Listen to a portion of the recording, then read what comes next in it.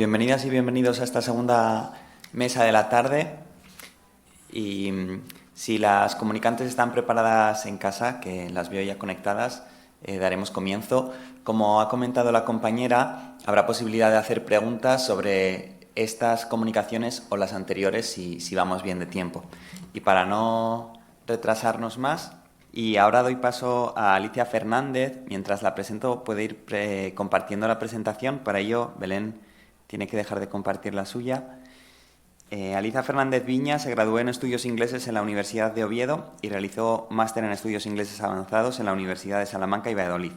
Actualmente se encuentra cursando su primer año de doctorado en investigaciones humanísticas, de vuelta en su alma mater, donde se centra en las pasiones y las emociones como catalizadores del fracaso de los personajes femeninos en las tragedias del Renacimiento inglés. En su todavía novel carrera académica, Alicia ha asistido y presentado a varios congresos nacionales e internacionales. Las áreas de investigación de Alicia suelen centrarse en la fuerza de las pasiones, la representación del mal en la literatura y el estudio de los afectos. Además, también es la cofundadora del grupo Voces Prohibidas, representaciones de tabúes en la literatura escrita por mujeres.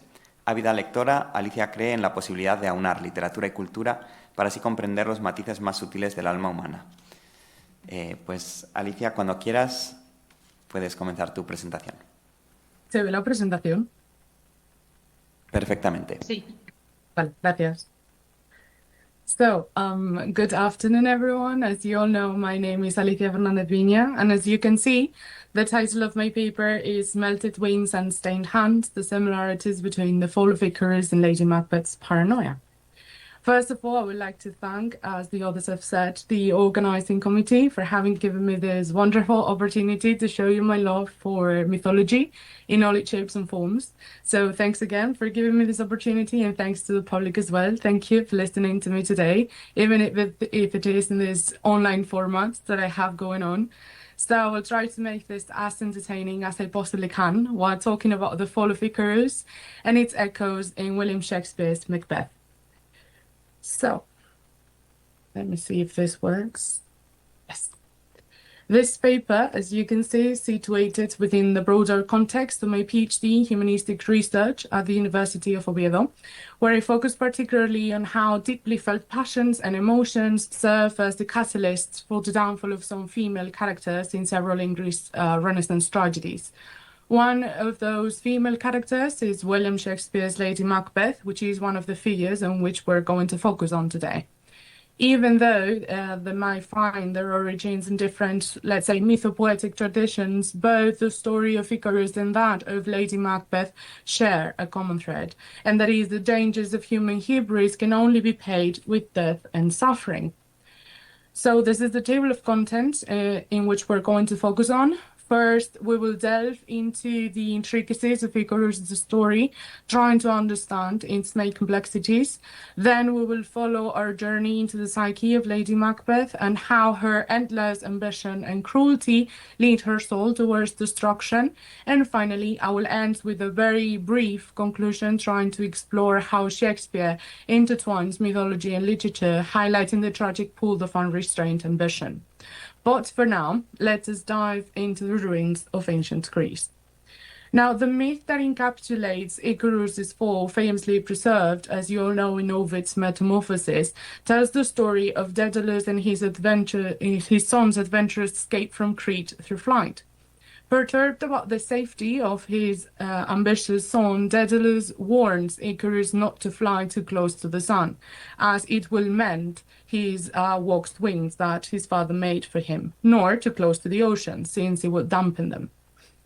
Nonetheless, and blinded, we could say, by his insatiable journey, Icarus decides to fly upwards in his exhilaration of ascension, only to drastically descend into the ocean when he feels his wings melt. Now, Icarus' tragic story has traditionally been interpreted as a cautionary tale against letting hubris or ambition cloud human reason. Consequently, and I quote, "It illustrates the dangers of overreaching and not heeding wise counsel. Icarus' ambition and disregard for his father's instructions lead to his tragic downfall, serving as a moral lesson about the consequences of unchecked hubris." Hence, Icarus's myth delves into a fascinating paradox. The inevitable desire to break beyond the confines of humanity will always end in the destruction of that individual who dares to trespass them. In this sense, he becomes the perfect embodiment of the tragic fall, which is a sudden and glorious movement towards light that ends with a catastrophic, cursed, doomed, and we could say even almost a satanic fall from height into the abyss of nothingness. Nevertheless, Ovid's myth did not solely depict a tale of hubris. It also shows how the profoundly humane infatuation with aspiration, because the flight may be dangerous and even intoxicating, but it seems like it is worth 1,000 tons if it means surpassing human desire. Where Icarus epitomizes the hazards of a deeply felt ambition that is punished by nature, Lady Macbeth, there you have it on the screen, exemplifies how sometimes ambition may also be punished through morality, societal stereotypes, and psychological collapse. William Shakespeare's Macbeth, which was published in 1623, unveils the risks of letting passion take hold of the human soul, delving into the chaotic and cursed nature of ambition. In the dark corners of this play, Lady Macbeth, as I see her, stands as both instigator and victim. She is the one who urges Macbeth, her husband, to murder Duncan, the King of Scotland, and also the only obstacle towards the throne. Yet she is also the one who, let's say, falls under the weight of her own passions, feeling how her ambition is eating up her soul in a pitiful abyss of guilt and paranoia. Therefore, her poignant fall parallels that of Icarus. However, instead of being drowned in an ocean of eternal bliss, Shakespeare's tragic hostess is swallowed by the depths of blood, guilt, and madness. Right from her first soliloquy, which you have there, Shakespeare hints at Lady Macbeth's fall. Let us delve into this little soliloquy for a little while. I'm going to read it for you so you get the sense. The raven himself is hoarse that croaks the fatal entrance of Duncan under my battlements, she says. Come, you spirits that tend on mortal thoughts, and sex me here and fill me from the crown to the toe, top full of direst cruelty. Make thick my blood, stop up the access and passage to remorse, that no impunctious visitings of nature shake my fell purpose, nor keep peace between the fact and it. Come to my woman's breasts, and take my milk for gold, you murdering ministers, wherever in your sightless substances you wait on nature's mischief. So this very powerful passage, as you can see, stands as Lady Macbeth's metaphoric ascent towards glory. Just as Icarus wanted to pursue the astonishing light of the sun, Lady Macbeth's most precious desire is to take hold of the Scottish throne, even if it is through her husband. Her descent, however, is internal, and unlike Icarus, who literally falls from the sky into the ocean, she falls into the inescapable chaos that her mind has been transformed into. In Act 5 within the play, readers see Lady Macbeth roaming the castle in a trance, locked in her private nightmare, and, as you probably all know, her compulsively scrubbing her hands in a futile attempt to cleanse them of the blood she believes still stains them. Hence, the scarlet and crimson hues become now the symbols of her indelible guilt.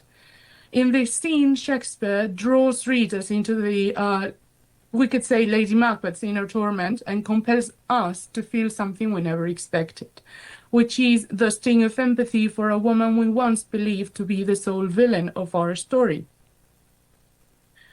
Both Lady Macbeth and Icarus share a myriad of narratological and metaphorical aspects. However, my question is, do the ruins rhyme? In both cases, the imagery of the fall is ubiquitous. While Icarus literally falls from the sky and precipitates towards the ocean, Lady Macbeth metaphorically, we could say, rises to power just before cascading towards madness. In that sense, and this quote perfectly summarizes this, Macbeth uses female characters, the witches and Lady Macbeth, to instill ambition, translate that ambition into violent action, and thus cast doubt on ambition and agency as associated with violence. Perhaps more metaphorical, but equally important, I see, is the opposing pair of light and darkness. In Ovid's myth, Icarus' destruction finds its roots in the sun itself, one of the many symbols of life par excellence. Hence, light is both the source of Icarus's desire and his fatal destruction. On the other hand, if we go to Shakespeare, Lady Macbeth explicitly, if you remember, asks for darkness and evil to intertwine with her soul. For Shakespeare's hostess, then, darkness becomes some sort of a haven for the enormity of her tortured soul. Consequently, light proves to be dangerous in both cases, yet in completely opposite directions. For Icarus, it is the source of his destruction and the object of his desire. For Lady Macbeth, it poses a threat to reveal her evil machinations. Both of their falls from grace are then not only figurative but also metaphorical and ultimately profoundly humane. In spite of sharing many structural and literary aspects, there are still important, we'd say, differences between Icarus and Lady Macbeth's narratives. One of the most striking points of divergence is the degree of agency each character has within their own story. In the case of Icarus, he is depicted by Ovid as a childlike teenager, not fully able to completely grasp the enormity of his father's warnings. Hence, and I quote, Icarus's flight symbolizes both freedom and the peril that comes with unchecked desire, making him a poignant figure in the exploration of human aspiration and its potential downfall. If we look at Lady Macbeth, Shakespeare did not depict a fragile or innocent woman. Instead, readers look at her with a defiant and even sometimes scared eye. She stands as a very powerful female character, or an adult woman who dares to cross to the dark side, if that makes her objectives come true in the end.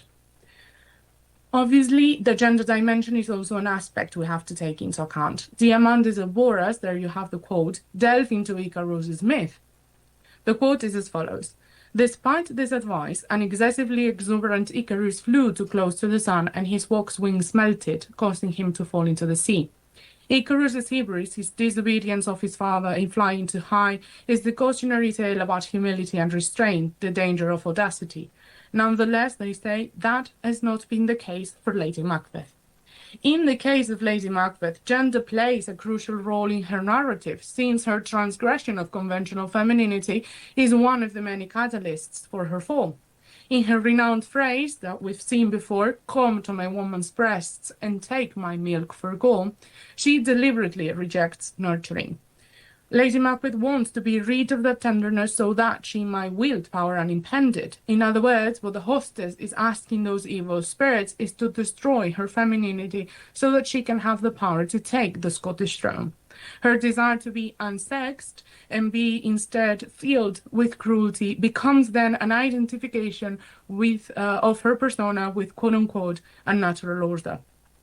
In that light, her final downfall can be seen not only as a punishment for her sins, but also as the reaffirmation of a patriarchal society which cannot allow such a powerful female character to exist. Hence, Shakespeare draws on the Icarian myth and transforms it, giving it a gender dimension, denouncing society in the process. Lady Macbeth is monstrous not only because of her machinations, but also because she is an unnatural and almost unethical woman. In conclusion, and now I'm finishing, the comparison between Icarus and Lady Macbeth shows how literary richness can also be achieved through a redefinition and rewriting of mythic archetypes. Moreover, it highlights how mythological narratives, the likes of Ovid's Metamorphoses, can serve as a place where ambition, desire, power, and psychology can intertwine and interact to concoct a multifaceted web of meaning. In this manner, the myth of Icarus and the tragedy of Lady Macbeth meet each other across centuries only to tell the same story with a new meaning. An ancient tale that speaks about how ambition may be too light, burning the wings of those who dare come close to it, even briefly. If there is something that the comparison between Icarus and Lady Macbeth makes clear, is that myths are living creatures, continually following humanity's footsteps and helping them along the way to understand the deepest truth about their souls. Their fall is then not the end of their story, but rather, we could say, the beginning of ours, a mythic echo from a crimson cave that whispers about what it means to desire, to perish, to fly, and to fall. Perhaps that is the greatest paradox of all, that in calamitously falling into the depths of the abyss, both Icarus and Lady Macbeth have ascended to a glorious eternity. Maybe that says more about the human condition than any other story ever created. The real question now is whether the human mind is really ready to face it. These are the works cited, so if anyone wants to know, these are. And just saying thank you again. Thank you for listening. Thank you very much, Alicia. Ahora vamos a proceder al turno de debate. Como comentábamos, también se pueden hacer preguntas a los anteriores ponentes.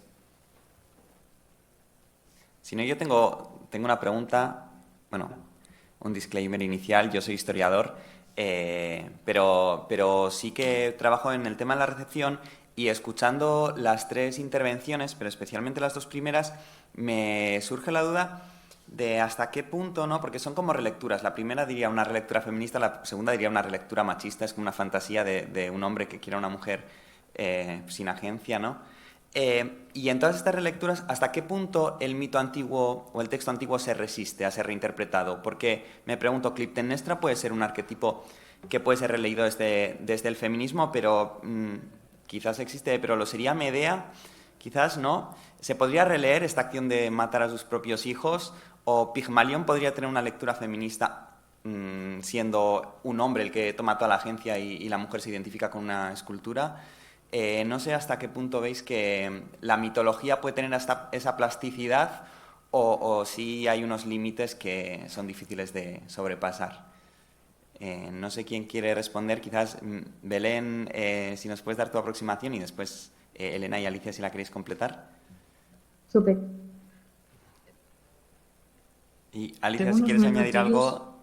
Sí, si puedo, sí. Sí. Que yo aquí tenía escrito que hablabas de rewriting mythical archetypes, ¿no? Hasta qué punto se pueden reescribir esos arquetipos y se pueden desvirtuar o dejar de ser arquetipos, entonces. El caso de Ícaro no tanto, pero sí que es verdad que en el caso de Shakespeare, de Lady Macbeth, sí que hay un fenómeno un poco diferente, que yo creo que aúna un poco todo lo que habéis dicho Elena y Belén, que es que difiere mucho las versiones que tiene la gente de las distintas Lady Macbeth que hay en la obra de teatro de Shakespeare.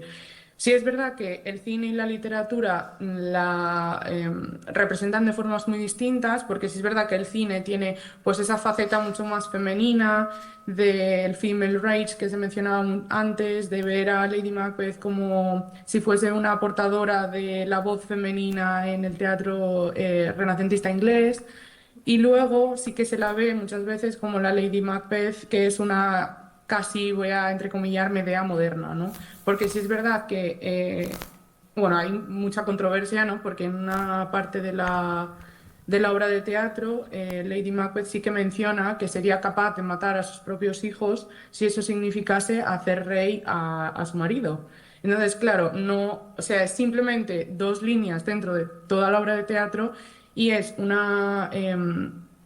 un punto de controversia, como estaba diciendo, pues bastante grande, el no saber si en realidad tuvieron hijos de verdad, si en realidad si los tuviesen, ella sería capaz de realizar, ¿no?, este infanticidio como hizo Medea.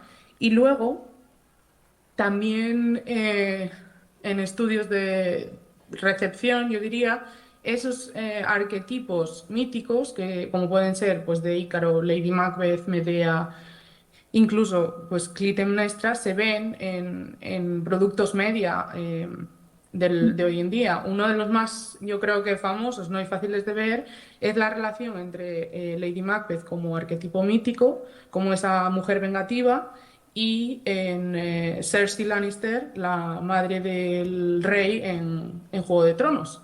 Que sí que es verdad que si las pones, tienen pues siglos de diferencia, pero si las pones yuxtapuestas, son muy parecidas. Son ese arquetipo de la mujer vengativa que haría cualquier cosa para poner a los suyos, voy a entrecomillar, a salvo, o en esa posición de poder que nadie puede quitarles, ¿no? Entonces sí que es verdad que es una recepción un poco más distinta que la que puede ser el arquetipo clásico griego, pero yo creo que es una forma de pues, unir un poco los arquetipos mitológicos con un arquetipo de la literatura renacentista inglesa, como puede ser Lady Macbeth, y la recepción que tiene hoy en día, como puede ser, pues eso, en Juego de Tronos. Muchas gracias, Elena. Y vamos a ir concluyendo ya, así con la última pregunta, porque estamos llegando rápidamente a la hora final. Yo tengo una pregunta para Alicia. Bueno, me ha encantado la lectura de Lady Macbeth y la conexión con Ícaro. Y mi pregunta es, si tú crees que la caída de Lady Macbeth responde más a esa forma clásica de hubris, de esa transgresión moral, o es más bien como una tragedia de género, es decir, donde su caída refleja los límites impuestos en la agencia femenina dentro de esa estructura más patriarcal? Bueno, lo primero, muchísimas gracias por la pregunta, porque ahora mismo estoy trabajando en el capítulo de la tesis que se centra en Lady Macbeth y es como una de las grandes incógnitas, ¿no?, que intento explicar a través del capítulo, que yo creo que no es tanto la ambición lo que la lleva a caer, ¿no?, sino ya lo que tú dices, que es una tragedia de género, porque sí es verdad que es... solo hay dos mujeres en la obra, ella y Lady Macduff. Y Lady Macduff, que es un personaje bastante secundario, sería la representación de ese ángel de la casa, ¿no? The Angel of the House en inglés. Y Lady Macbeth sí que sería The Devil in Disguise, ¿no? Como el demonio máximo y absoluto, ¿no? Como esa serpiente, ¿no? Em, Sí, es verdad que yo creo que es tanto una mezcla de su propia ambición, pero no realmente es esta la causa principal por la que ella cae, sino que es como una especie de conjunto, miríada de causas, pues por ¿cómo se dice? Las complejidades, yo diría, de la sociedad en la que está inmersa, pues obviamente la sociedad patriarcal que era, y bueno, incluso sigue siendo la sociedad tanto en el siglo, o sea, en el Renacimiento como lo es ahora, y todas las tensiones que tiene sobre ella misma, ¿no? Porque todo el mundo o personajes que vienen desde fuera sí que y le infieren muchísima presión, ¿no? No tanto por el hecho de ser una mujer, sino por el hecho de ser una mujer con características masculinas, como puede ser esa ambición, como puede ser el que esté continuamente pues intentando susurrar esos pensamientos malignos al oído del marido, de Macbeth, o incluso el hecho de que en la obra ella sea la que muere al final. Y no, o sea, en realidad Macbeth, spoiler, lo siento mucho, muere también. Pero la importancia que se le da a la muerte de Lady Macbeth y a Macbeth son completamente distintas. Ella muere fuera de escena, completamente. O sea, simplemente del acto quinto al acto sexto se menciona a Macbeth que ha muerto la reina, pero ya está. La muerte de Macbeth tiene un acto casi completo. Entonces, eso mismo hace que sea también esa especie de tragedia de género que tú mencionas. Pues muchas gracias, ya hemos llegado a las 5, así que lo dejaremos por hoy aquí en esta mesa. Cerramos la mesa en la facultad, pero recordad que hay un programa de actividades por la tarde en Vitoria-Gasteiz, en el Centro Cultural Monte Hermoso y en la Sala Jimmy Jazz. Y mañana nos reencontraremos a las 9 de la mañana en la sede de la UNED, en el Seminario de Vitoria. Así que muchas gracias, eskerrik asko, thank you very much, y a seguir disfrutando de la mitología. Gracias.